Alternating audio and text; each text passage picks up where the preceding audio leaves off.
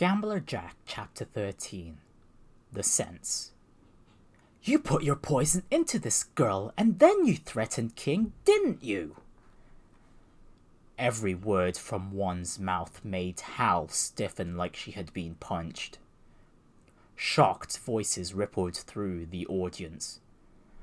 Before one's demands, Enrique desperately tried to put a defense together. He also tried to conceal his shaking, but the certainty of his guilt was too obvious. Under the suspicious eyes of his fellow criminals, the way he tried to make excuses was somehow ironic. Everyone began to believe what Jack was saying. Of course, there was no proof anywhere that Enrique had poisoned Hal 7 years ago, but Enrique's claims didn't make any sense to them. Conversely, Jack's made far too much. In the underworld, betrayal was a constant companion. Perhaps that's precisely why, though, in this world, sense, rational and logicality in events was so important.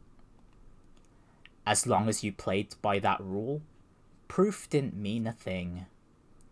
It was clear that Enrique would be punished somehow. As this fact finally dawned on him, he ceased his protestations. Hal merely stood, utterly still.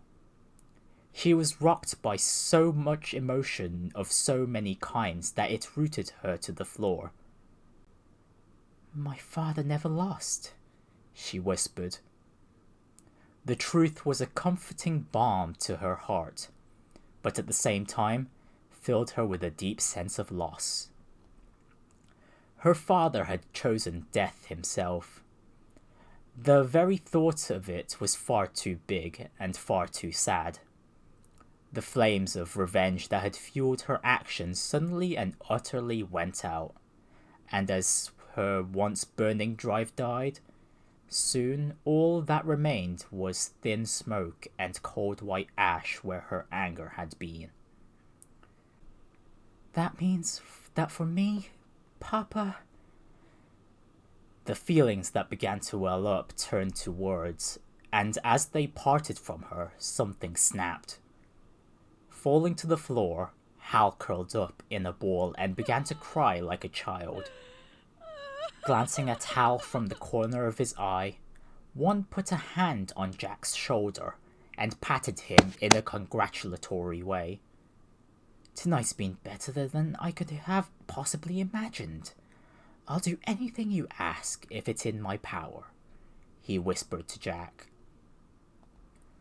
"Then give me Hal," Jack said without a moment's hesitation. One was hard-pressed to answer.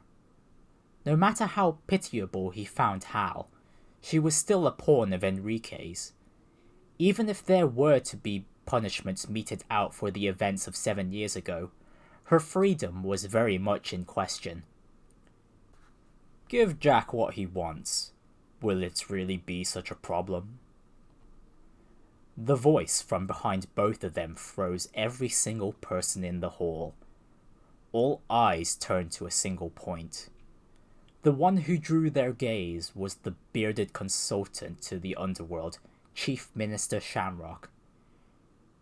"Giving you the girl isn't a problem, right, Enrique?"